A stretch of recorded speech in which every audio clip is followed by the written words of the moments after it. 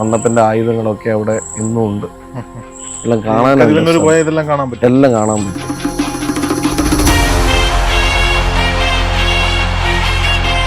ഓരോരോ തെയ്യത്തിന് ഓരോരോ സമയം കൂടുതൽ എടുക്കുന്നുണ്ട്. കതിവനൂർ വീരൻ്റെയിൽ എന്തായാലും ഒരു 1.5 മണിക്കൂർ 2 മണിക്കൂറിനുള്ളിൽ സമയം എന്തായാലും വേണം. അപ്പോൾ 3 മണി മുതൽ ഇതിന്റെ പ്രിപ്പറേഷൻസ് ആരംഭിക്കും.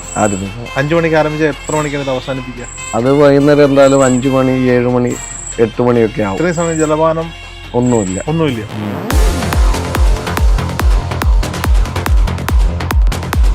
ദേവി കോലങ്ങൾ കെട്ടിക്കഴിഞ്ഞാൽ നമ്മളൊരു സൈണത നമ്മളിലേക്ക് വരുന്നതായിട്ട് നമുക്ക് തോന്നിയിട്ടുണ്ട്. അത് ഏതൊരു ദൈവം കിട്ടുമ്പോഴും പൂർണ്ണമായിട്ടും നമ്മൾ അതിൽ തീപ്പൊള്ളലൊക്കെ കതിവനൂർ വീരൻ തെയ്യമൊക്കെ കഴിഞ്ഞു കഴിഞ്ഞാൽ ഒരു അരമണിക്കൂർ കഴിഞ്ഞാൽ തന്നെ ഒരു അസ്വസ്ഥതയായിരിക്കും.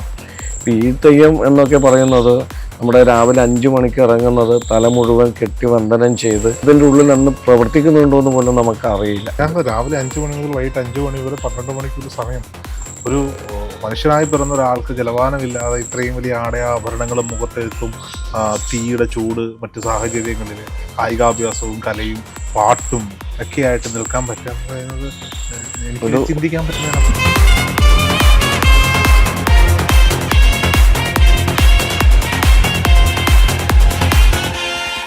മണ്ണപ്പന്റെ കഥകൾ എത്ര പറഞ്ഞു കഴിഞ്ഞാലും തീരില്ല.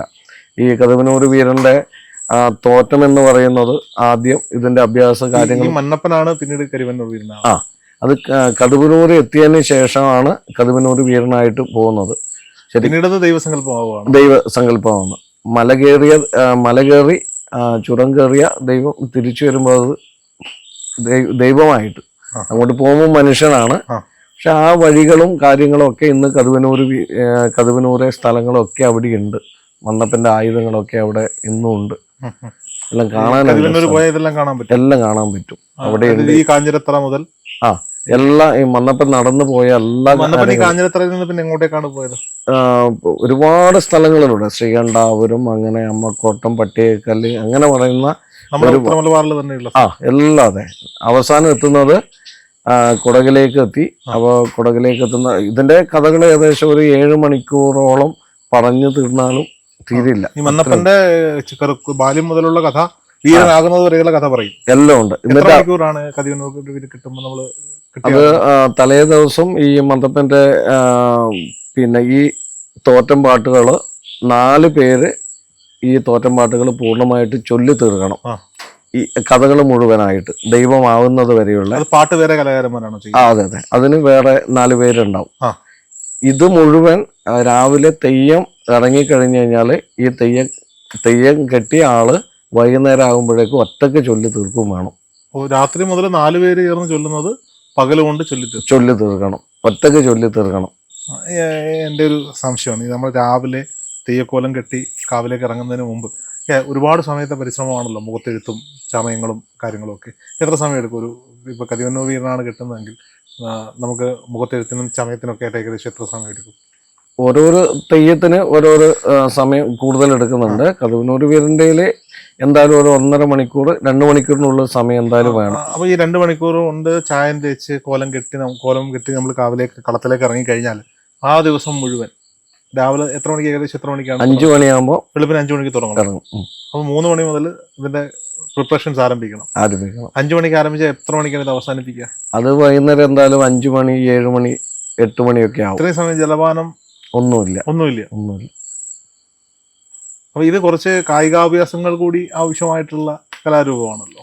കതിവനൂർ വീരന് പ്രത്യേകിച്ച് എല്ലാം വേണം. ഇതില് തീയുമായി ബന്ധപ്പെട്ട എന്തെങ്കിലും ഉണ്ടോ? നമ്മൾ ഈ വിഷ്വൽസിലൊക്കെ കാണാറുണ്ടല്ലോ.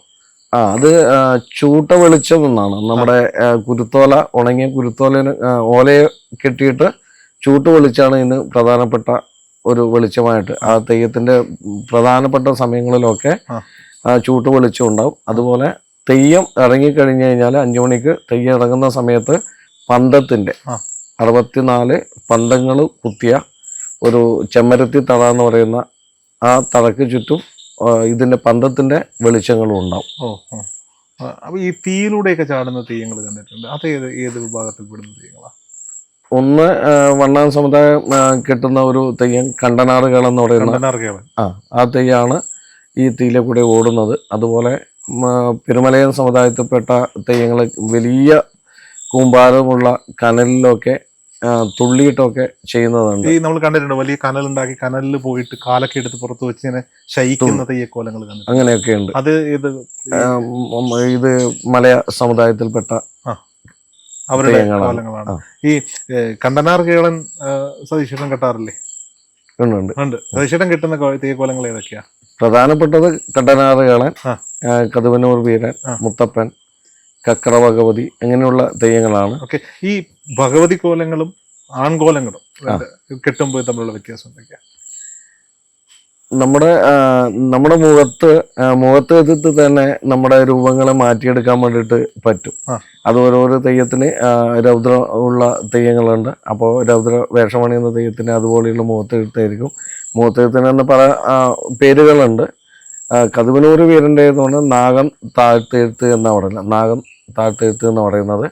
അതുപോലെ നല്ല സൗന്ദര്യമുള്ള ദൈവക്കോലങ്ങൾ ഭഗവതി തെയ്യങ്ങളിലൊക്കെ വളരെ സൗന്ദര്യമുള്ള എഴുത്തുകളൊക്കെ ആയിരിക്കും. അത് ഞാനെന്നൊരു വ്യക്തിയാണ് ഈ രണ്ട് ദൈവങ്ങൾ കെട്ടുന്നുണ്ടെങ്കിലും കെട്ടിക്കഴിഞ്ഞു കഴിഞ്ഞാൽ രണ്ടും രണ്ട് ആണും പെണ്ണും എന്ന പോലെ രണ്ടും രണ്ടായിട്ട് മാറും. ഈ ദേവി, എനിക്ക് ചോദിക്കുന്നത് തെറ്റാണോ എന്ന് അറിയില്ലെങ്കിൽ എൻ്റെ ക്യൂരിയോസിറ്റി കൊണ്ട് ഞാൻ ചോദിക്കുന്നതാണ്.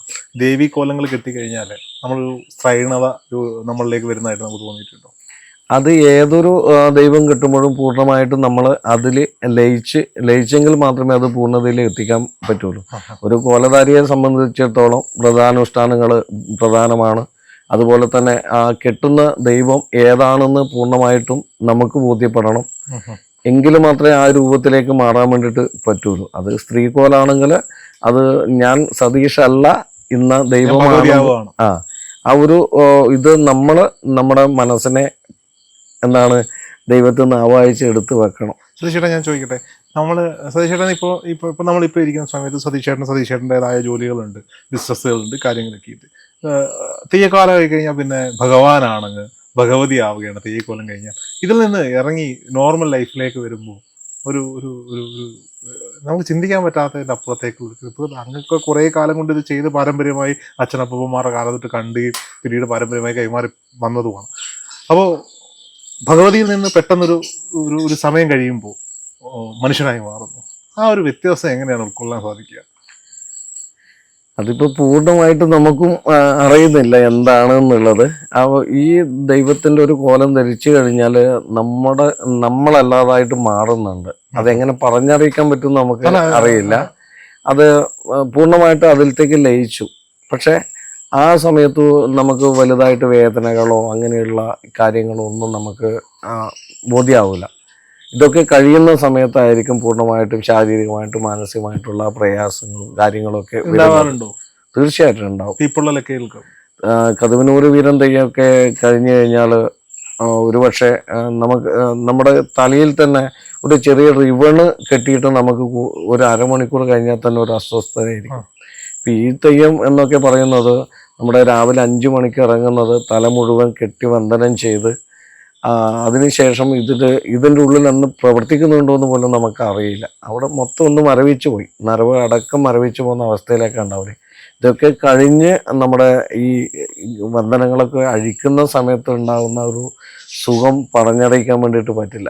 പക്ഷെ ആ ഒരു സമയം വരെ എങ്ങനെ നിൽക്കാൻ പറ്റുമെന്ന് പലപ്പോഴും ഞാനും ചിന്തിച്ചില്ല. രാവിലെ 5 മണി മുതൽ വൈകിട്ട് 5 മണി വരെ 12 മണിക്കൂർ സമയം ഒരു മനുഷ്യനായി പിറന്ന ഒരാൾക്ക് ജലപാനമില്ലാതെ ഇത്രയും വലിയ ആടയാഭരണങ്ങളും മുഖത്തെഴുത്തും തീയുടെ ചൂട് മറ്റു സാഹചര്യങ്ങളിൽ കായികാഭ്യാസവും കലയും പാട്ടും ഒക്കെ ആയിട്ട് നിൽക്കാൻ പറ്റുക എന്ന് പറയുന്നത് എനിക്ക് ചിന്തിക്കാൻ പറ്റുന്നതിനപ്പുറം ദൈവത്തിന്റെ വലിയൊരു കടാക്ഷമാണ്. നിങ്ങൾ ദൈവമായി മാറുകയാണ്. ആ സമയത്ത് നമ്മുടെ വാചാലുകൾ പോലും ഇപ്പോൾ ഈ സംസാരിക്കുന്ന രീതി ആയിരിക്കില്ല. ദൈവം കെട്ടുമ്പോൾ ഒരു സ്ത്രീ കോലം കെട്ടുന്ന സമയത്ത് സ്ത്രീ രൂപത്തിലുള്ള കോലം കെട്ടുന്ന ആ ഒരു രൂപത്തിലേക്ക് മാറും. അതുപോലെ രൗദ്രതയുള്ള ദൈവങ്ങൾ കെട്ടുമ്പോൾ നമ്മുടെ സംസാരങ്ങൾ മാറും. അത് ഓട്ടോമാറ്റിക്കായിട്ട് മാറുന്നുണ്ട്. ഞാനും പലപ്പോഴും ഞാൻ കെട്ടിയ തെയ്യത്തിൻ്റെയൊക്കെ ഇങ്ങനെ വീഡിയോസോ ഇതൊക്കെ കാണുമ്പോഴും കേൾക്കുമ്പോഴൊക്കെ ഞാനും ചിന്തിച്ചു പോയി, ഇത് എൻ്റെ ഒരു സൗണ്ട് തന്നെയാണോ, ഇല്ല ഞാൻ തന്നെയാണോ പറയുന്നത് ചിന്തിച്ചു പോകാറുണ്ട്. ഇപ്പോൾ ഞാൻ ഒരിക്കൽ മുത്തപ്പൻ എന്ന് പറഞ്ഞുകൊണ്ടാണ് ഞാൻ കണ്ണൂരുണ്ടായിരുന്ന സമയത്ത് എൻ്റെ സുഹൃത്ത് മിഥുൻ എന്നെ റെയിൽവേ മുത്തപ്പൻ്റെ അടുത്ത് കൊണ്ടുപോയി ടൗണിൽ. അവിടെ ചെന്നപ്പോൾ അവർ നമ്മൾ അനുഗ്രഹിച്ചിട്ട് എൻ്റെ കൂടെ വന്ന ആളോട് കുറച്ച് കാര്യങ്ങൾ പറഞ്ഞു. എന്നോടൊന്നും പറഞ്ഞില്ല, നന്നായി വരുന്നു അത് അങ്ങനെ എന്തോ ആണ് പറഞ്ഞത്. അപ്പം എങ്ങനെയാണ് ഈ മനസ്സിൽ മുന്നിൽ വന്ന് നിൽക്കുന്നവരോട് ഈ അനുഗ്രഹം ചൊരിയാൻ പറ്റുന്നത്, അവൻ്റെ പ്രശ്നങ്ങൾ മനസ്സിലാക്കാൻ പറ്റുന്നത് എങ്ങനെയാണ്? അത് ഞാൻ നേരത്തെ ഒരു കാര്യം പറഞ്ഞിട്ടുണ്ടായിരുന്നു. നമ്മൾ പൂർണ്ണമായിട്ടും ദൈവത്തിലേക്ക് അർപ്പിക്കണം നമ്മുടെ മനസ്സും ശരീരത്തെ. ഇനിയിപ്പം തെയ്യത്തിന് പോകുന്ന സമയത്ത്, മുത്തപ്പൻ കെട്ടാൻ പോകുന്ന സമയത്ത്, നമ്മൾ ഇവിടെ ഇറങ്ങുന്ന സമയം മുതൽ നമ്മുടെ ആ ഒരു ചിന്താഗതി മുഴുവൻ ആ ദൈവത്തിലേക്ക് മാറുന്നുണ്ട്. പിന്നെ അവിടെ നടക്കുന്ന ആദ്യത്തെ ചടങ്ങിനോട് കൂടിയിട്ട് നമ്മുടെ ശരീരത്തിലേക്ക് ആവാഹിച്ചതുപോലെ നമ്മളിലേക്ക് ഒരുപാട് മാറ്റങ്ങൾ വരികയും, അതുപോലെ ഈ കെട്ടുന്ന സമയത്ത് നമ്മുടെ മുന്നിൽ വരുന്ന ഭക്തന്മാർ എന്ത് സങ്കടം പറയുന്നുണ്ടെങ്കിലും അതിന് തിരിച്ച് ഇല്ലെങ്കിൽ അവരുടെ പ്രശ്നങ്ങൾക്ക് ഒരു പരിഹാരമായിട്ട് വാക്കുകൊണ്ട് പോലും ആ ദൈവം അനുഗ്രഹിക്കുന്നുണ്ട്. അത് ആ ഒരു സമയത്ത് ദൈവം തോന്നിപ്പിക്കുന്ന വാക്കുകളാണ്. ചില വാക്കുകൾ പറഞ്ഞതുപോലെ തന്നെ സംഭവിക്കാറുമുണ്ട്. ഇത് പിന്നീട് കഴിഞ്ഞ് കോലത്തിൽ നിന്നിറങ്ങി സതീഷ് എന്ന് പറയുന്ന ആളുടെ മനുഷ്യനായി മാറിക്കഴിഞ്ഞാൽ പിന്നെ അതൊന്നും ഓർമ്മയുണ്ടാവില്ലല്ലോ. ഇല്ല അത് ആ ഒരു സമയത്ത് കാര്യങ്ങളൊന്നും പിന്നീട് നമുക്ക്. ഇതൊരു പ്രത്യേക കാര്യമാണ്. ഞാൻ ഇപ്പം അങ്ങയുടെ പിതാവിന് വീട്ടിലെത്തിയപ്പോൾ കണ്ടു, അദ്ദേഹം തെയ്യം കലാകാരനായിരുന്നു. അങ്ങയുടെ സുഹൃത്തുക്കൾ, അങ്ങയോടൊപ്പം സഹകരിക്കുന്നവരൊക്കെ തോളത്ത് കൈയിട്ട് സുഹൃത്തെ എന്ന് പറഞ്ഞ് നടക്കുന്ന ആളുകൾ തെയ്യ കോലധാരിയായി മാറിക്കഴിഞ്ഞാൽ പിന്നെ കൈകൂപ്പി തൊഴിൽ നിൽക്കുന്ന ഒരു സാഹചര്യത്തിലേക്ക് വരും. ഇതൊരു വലിയൊരു അനുഗ്രഹമാണ് എന്നൊക്കെ വേണമെങ്കിൽ പറയുന്നത്. ആ ഒരു അവസ്ഥ സത്യം പറയാൻ ചിന്തിക്കുമ്പോൾ പോലും ഒരു മനസ്സിലേക്കൊരു വല്ലാത്ത ഒരു ഫീലിങ്സിലേക്ക് പോകുന്നൊരു സംഭവം. ഞാൻ ചോദിക്കട്ടെ, ഈ ഇത്തരം കാര്യങ്ങളിലേക്കൊക്കെ വരാൻ വേണ്ടി പ്രത്യേകിച്ച് സാധനയോ ആരാധനയോ അങ്ങനെ എന്തെങ്കിലുമൊക്കെ ഉണ്ടോ റിയൽ ലൈഫിൽ? ഉണ്ട്, തീർച്ചയായിട്ടും. കുറേ ഭാഗങ്ങൾ പാരമ്പര്യമായിട്ട് കിട്ടുന്ന ഉപാസനകളൊക്കെ ഉണ്ടോ? ഉണ്ട്. ഓരോരോ ദൈവത്തിന് ഓരോരോ മന്ത്രങ്ങളും അതിനെ ഉപാസിക്കേണ്ട മന്ത്രങ്ങളൊക്കെ ഉണ്ട് പാരമ്പര്യമായിട്ട് കിട്ടുന്ന. എന്നാൽ എല്ലാവർക്കും ഇത് കിട്ടണമെന്നുമില്ല. ഒരു കുടുംബത്തിൽ തന്നെ ഒരു അച്ഛൻ്റെ മക്കൾ എല്ലാവരും ഈ ഒരു പാരമ്പര്യത്തൂടെ വരണമെന്നുമില്ല. അത് ദൈവനിശ്ചയം പോലെ തിരഞ്ഞെടുക്കപ്പെടുന്നവരാണ്, ദൈവത്താൽ തിരഞ്ഞെടുക്കപ്പെടുന്നത്, ദൈവം നിശ്ചയിക്കുന്ന ആൾക്കാർ. നമ്മൾ തെയ്യങ്ങൾ കാണുമ്പോൾ അതിനകത്ത് തോന്നിയിട്ടുള്ളൊരു കാര്യമാണ്, ഭയങ്കര മെയ്യഭ്യാസികളാണ് ഓരോ കലാകാരന്മാരും. പ്രത്യേകിച്ച് മലബാറൊക്കെ കളരിപ്പയറ്റിന്റെ ഒരു സ്ഥലമാണ്. എല്ലാവരും ഈ കളരിപ്പയറ്റൊക്കെ ചെറുപ്പം മുതലേ അഭ്യസിച്ചിട്ടാണോ തെയ്യക്കോലം കിട്ടുന്നത്? മറ്റുള്ള കലാരൂപങ്ങളെ അപേക്ഷിച്ച് നമുക്കറിയാം, മറ്റുള്ള കലാരൂപങ്ങൾക്ക് എല്ലാ കാര്യങ്ങളൊന്നും പഠിച്ചിട്ടില്ലേ കുഴപ്പമില്ല. നമ്മുടെ ഇതില് തെയ്യം എന്ന് പറയുന്നതിൽ 64 കലാവിദ്യയും പഠിക്കണമെന്നാണ് പറയുന്നത്. പാട്ട്, നടനം, നാട്യം, സംഗീതം എല്ലാം വേണം. എല്ലാം ലയിച്ചാൽ മാത്രമേ ഒരു കോലധാരിക്ക് കൃത്യമായിട്ട് ആ തെയ്യത്തെ വിജയിപ്പിക്കാൻ വേണ്ടി പറ്റുകയുള്ളൂ. മറ്റുള്ള മേഖലയിൽ ഇപ്പോൾ ഒരു സിനിമയെ എടുത്തു നോക്കിയാൽ അഭിനയം എന്ന് പറയുന്നത് ആ ഒരു ഭാഗം മാത്രമേ ഉണ്ടെങ്കിൽ അത് മെച്ചമാണെന്നുള്ളത് അത്രേ ഉള്ളൂ. ഇവിടെ എല്ലാം വേണം. നമ്മളെ ചെണ്ട കൂട്ടുന്നതിനനുസരിച്ച് തുള്ളാനുള്ള നടനുള്ള കഴിവുണ്ടാവണം. അതുപോലെ ആദ്യം കൊട്ടേണ്ടി വരും, അതും വേണം. താളം കൃത്യമായിട്ട് പഠിക്കണം. അതുപോലെ പാട്ട് പാടാനുള്ള കഴിവ്, സംഗീതം, ഇതൊക്കെ എല്ലാം കൂടി കലർന്ന ഒരു അനുഷ്ഠാന കലാരൂപമാണ് തെയ്യം എന്ന് പറയുന്നത്. ഓക്കെ, ഇതിനൊക്കെ വേണ്ടിയിട്ട് പ്രത്യേകിച്ച് സാധനങ്ങളും കാര്യങ്ങളും ഒക്കെ നമ്മൾ നോക്കി, ഉപാസനയും കാര്യങ്ങളൊക്കെ നോക്കിയിട്ടാണ് ചെയ്യുന്നതെന്ന് പറഞ്ഞു.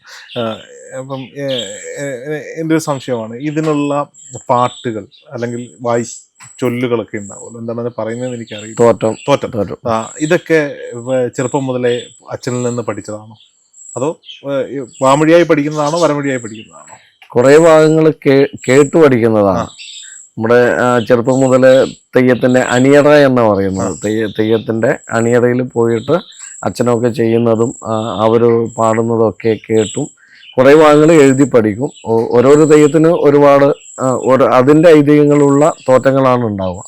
അപ്പോൾ എല്ലാ തെയ്യത്തിനും വ്യത്യസ്തമായതാണ്. അപ്പോൾ പഠിക്കണം തന്നെ. ഇപ്പോൾ കതുവനൂർ വീരൻ്റെ ഒരു ചടങ്ങ് പൂർത്തിയാക്കാൻ പഠിക്കേണ്ടത് കുറച്ച് സമയമൊന്നും പോരാ, ഒരുപാട് പഠിക്കാനുണ്ട്, ഒരുപാട് കാര്യങ്ങൾ. അത് കേട്ടും കുറച്ച് ഭാഗങ്ങൾ കേട്ടു പഠിക്കും. പിന്നെ അച്ഛനൊക്കെ എഴുതി തരും. അതൊക്കെ ഇനി ഇത് പഠിച്ചാൽ മാത്രവും പോരാ, നമുക്ക് വായിച്ച് പഠിച്ചാൽ മാത്രവും പോരാ, ഇതിനനുസരിച്ചുള്ള ആ ഒരു സ്വരത്തിൽ ഇല്ലെങ്കിൽ ആ താളത്തിൽ തന്നെ ഇത് കൊണ്ടുപോകാനും പഠിക്കണം. അത് നമ്മൾ ചൊല്ലി തന്നെ പഠിക്കണം. ഈ അച്ഛനൊക്കെ ചൊല്ലുന്ന സമയത്ത് അടുത്ത് പോയിട്ട് അവർ ചൊല്ലിക്കഴിഞ്ഞ് കഴിഞ്ഞാൽ ഇല്ലെങ്കിൽ കൂടെ ചൊല്ലിയിട്ട് ഇങ്ങനെ താളത്തിനനുസരിച്ച് അങ്ങനെ പോകും. ഈ ആദ്യമായി എത്രാമത്തെ വയസ്സിലാണ് പ്രത്യക്ഷ കോലം കിട്ടുന്നത്? ഞാൻ 7ാമത്തെ വയസ്സ് മുതൽ ആടിവേടം എന്ന് പറയുന്നുണ്ട്, നമ്മുടെ വേടൻ കെട്ട്. കുഞ്ഞുങ്ങൾ. അതെ അതെ, വീടുകളിലൊക്കെ പോകുന്ന അത് വളരെ ചെറുപ്പത്തിൽ തന്നെ എല്ലാ ഈ കോലധാരികളും ആദ്യം ആടിവേടൻ നിന്നാണ് തുടങ്ങുക. അതാണ് ഇതിന്റെ സ്റ്റാർട്ടിങ് എന്ന് പറയുന്നത്. ആടിവേടന്റെ കഥ എന്താ? അത് നമ്മുടെ പിന്നെ ഓണത്താളുണ്ട്, അതുപോലെ വേടനായിട്ട് ഓണത്താടി വരുന്ന. അതെ അതെ അതെ, ഓണത്തിന് മഹാബലിയുടെ ഒരു സങ്കല്പമായിട്ട്. അതുപോലെ തന്നെ കർക്കിടകത്തില് നമ്മുടെ ആദികളും വ്യാധികളും ഒക്കെ മാറ്റാൻ വേണ്ടിയിട്ട് വരുന്ന ഒരു ഇതാണ്. വീടുകളിലൊക്കെ വന്ന ഐശ്വര്യം വിവിധ സങ്കല്പങ്ങളിലാ കോലം. അതെ അതെ. ഇനി മുഖത്തെഴുത്തിലേക്ക് വന്നാല്, മുഖത്തെഴുത്തുന്ന സ്വയമാണോ അതോ മറ്റു കലാകാരന്മാരാണോ മുഖത്തെഴുതുന്നത്?